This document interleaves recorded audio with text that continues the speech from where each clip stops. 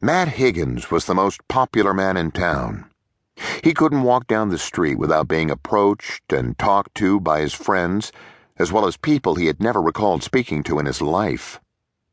His article had exploded into the town's consciousness that morning and was already being picked up by national news outlets. But outside of his story, there was nothing more that anyone knew and no flow of information to tap into. So everyone looked to Matt, assuming he was plugged into the situation and had more information than he had so far revealed. While the latter part was true, he was not about to gossip about it, so he good-naturedly deflected all questions.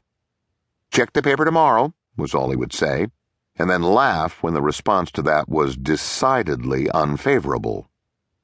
After a quick lunch at the diner, during which he was approached at least a dozen times, he went back to the office to work on the story for the following day.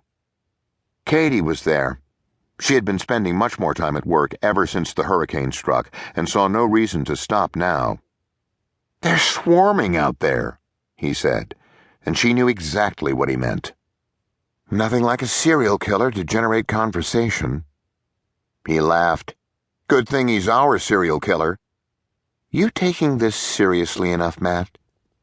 "Katie, I've never taken anything more seriously in my life. Time to go to work."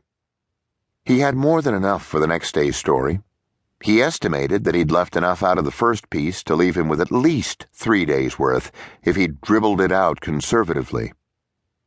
What really concerned him was the specter of the national media, who likely would soon be on the scene and digging. Matt would need to stay ahead of them, and one of the main ways he could be certain of doing so would be for Katie to keep getting information from Jake.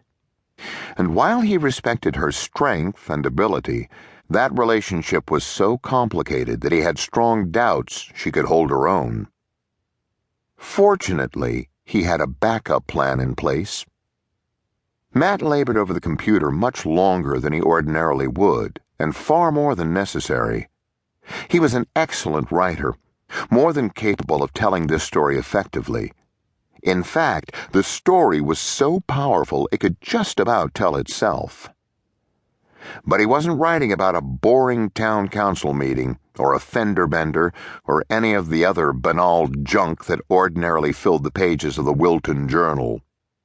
This was a subject more important than any he would ever write about again, and he was going to obsess over every word and every comma.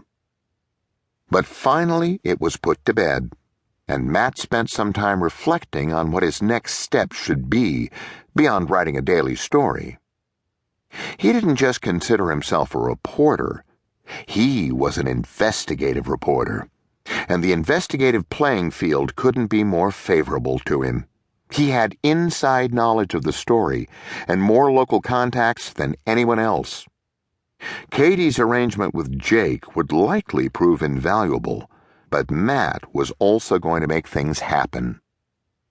He would investigate the murders that had already taken place, and he was sure he would turn up fresh information. And when he broke the case, well, a Pulitzer was not out of the realm of possibility. But for the moment, Matt was going to get something to eat and maybe have a drink or two. He could have done this in the comfort of his own living room, but then he would not have been the center of attention. And that center was exactly where Matt liked to be. So Matt went to the Dugout, a local restaurant bar with a sports theme, which was crowded most nights, but packed when the Red Sox were playing on television.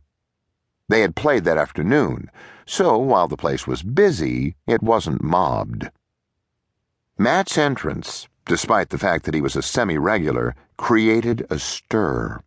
Everyone wanted to talk to him, to find out what he knew, and to give him their own opinions about what was going on and who the guilty party might be.